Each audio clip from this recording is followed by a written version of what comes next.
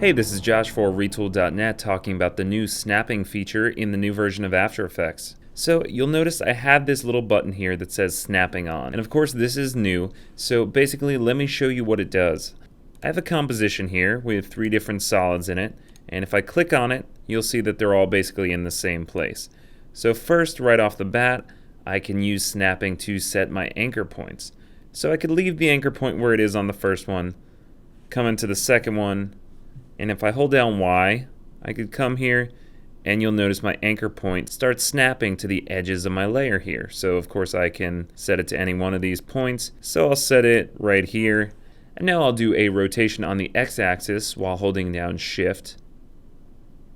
And I will go to -90 degrees. And now if I want to go to this layer, I can do the same thing, hold down Y. And I'll go to that point. And this time I will do a rotation on the Y-axis while holding down the Shift key, and dragged a little too fast there, and I will just type in -90. So you'll see I'm starting to set up a cube. If I turn on a light and I maybe change my camera to custom view, you'll see I have these 3 sides, and basically again I'm starting to just make a cube. So I could go to a fully completed cube, and let me just show you what I have here. I have a full cube, except for there's one last side here that's in the middle of the box. So that's my layer 8.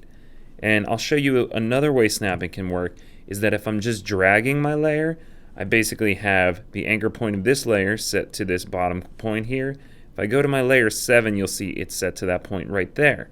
So I can just come in, start dragging my layer, and I'm just going to freeform drag it. And now you'll notice it'll start to snap to my point. So there it goes. It's exactly in the right place.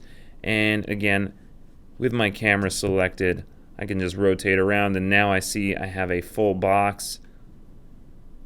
It's only being lit from one side, so the other sides are a little bit hard to see, but it's basically a full 3D cube at this point. Alright, so let me show you another way it could work as well. I basically just have 2 solids here, and one of them has a mask on it. So I could come in here to this solid, and I just turned off the other one to make it easier to see, and while holding down Y, I could just drag my anchor point around, and I could snap it to any of these points along the mask, and you'll see that it's just kind of following along the mask. Then I could move it to say that point, and I could go and I could start rotating along that exact point on the mask.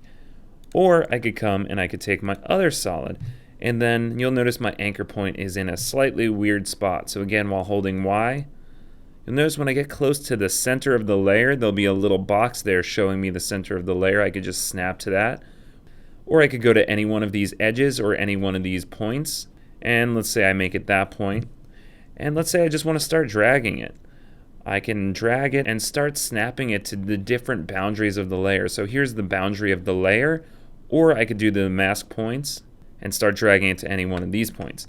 Now if I have snapping off, you'll notice when I drag, the same thing doesn't happen. But now I can just hold the Command key on my keyboard to temporarily enable snapping. Now I showed you the center bounding box, and that also works for 3D objects. So if I make a new composition, hit OK, and I bring in another 3D composition like this one, I'm just going to turn on transparency, and I'm going to tell it I want to collapse transformations and treat my cube as a 3D object. So now once I do that, of course I could come into my custom camera and start rotating around it. And you'll notice my anchor point of my layer is on one of these solids. So let's say I want to move that. I could actually set it to different areas within my object. So I'm just going to hold down Y again. And you'll see I could still snap to any one of these points along the layers. And if I rotate, you'll notice I just had a box that showed me the exact center of my 3D object. So now if I go to rotate, I can rotate around the center of that object. Let me show you that again. I'm just going to come to a point where I could see it. Come over here while holding Y, and I could still snap to any of these points, or I could snap to the center of my actual 3D object, and there that is again. So you could see how powerful this snapping feature really is. And I really think it's going to help motion graphics artists and any kind of designers and even compositors to do their work more efficiently.